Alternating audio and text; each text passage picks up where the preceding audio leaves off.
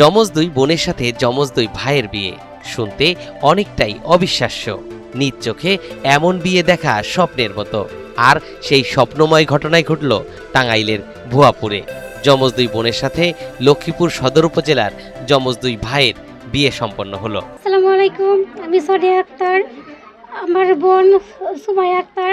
আমাদের ছোট থেকে ইচ্ছে ছিল যে আমরা একই ফ্যামিলি থেকে অনেক ছোট থেকে বড় হয়েছি, একসাথে বেড়ে উঠেছি। সেই কারণে আমরা প্রতিশ্রুতি ছিলাম যে সবসময় সারা জীবন একে অপরের সাথে থাকবো, পাশাপাশি থাকবো। সেই ক্ষেত্রে আমরা দুজন এখন একই ফ্যামিলির দুই ছেলের সঙ্গে আমাদের বিবাহ ঠিক হয়েছে। আমরা এখন অনেক হ্যাপি। আর আমাদের জন্য সবাই দোয়া করবেন যেন আমরা সারা জীবন এইভাবে সুখে শান্তিতে থাকতে পারি। আমি সুমাইয়া আক্তার, আমরা দুইজন টুইন, ছোটো থেকে একসাথে বড় হয়েছি। আমাদের ছোটো থেকে একসাথে বড় হওয়া আমাদের স্বপ্ন ছিল টুইন ছেলে বিয়ে করার, যাতে আমরা সবসময় একসাথে থাকতে পারি। এর জন্য আমরা টুইন ছেলে বিয়ে করেছি। এটা সম্ভবত পারিবারিকভাবে বিবাহ হয়েছে। আপনারা সবাই আমাদের জন্য দোয়া করবেন।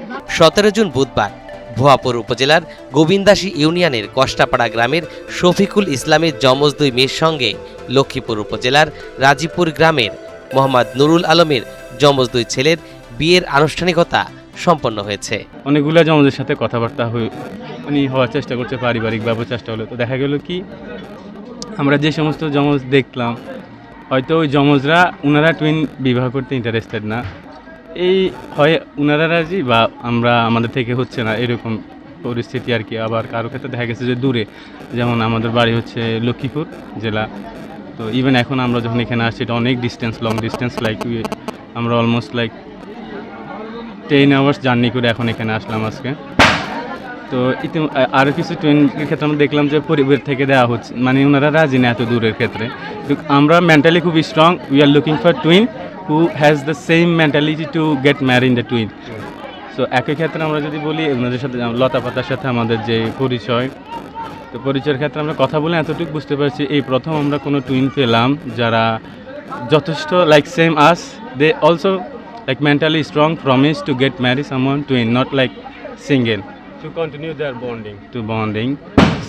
So finally it's happened, so it's really pleasure for us, and we are thanks to Almighty Allah. যমজ বরকনে পক্ষের এই মিলনের খবর ছড়িয়ে পড়লে এলাকা জুড়ে ব্যাপক চাঞ্চল্যের সৃষ্টি হয়।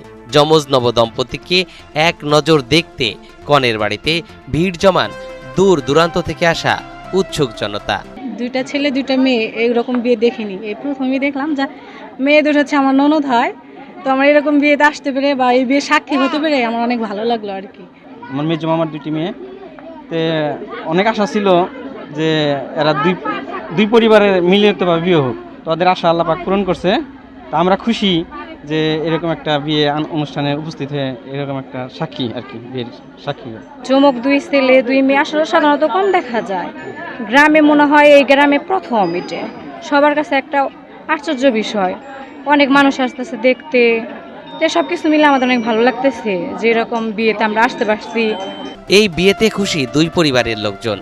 মহান আল্লাহ তাআলার নিকট তারা শুকরিয়া আদায় সহ সকলের কাছে নবদম্পতির জন্য দোয়া চেয়েছেন। আমার ভাতিজি দুইটা, সোনিয়া আক্তার লতা আর সুমাইয়া আক্তার পাতা, ছোটোবেলার থেকেই ওরা একে অপরের একসাথেই জন্মগ্রহণ করছে।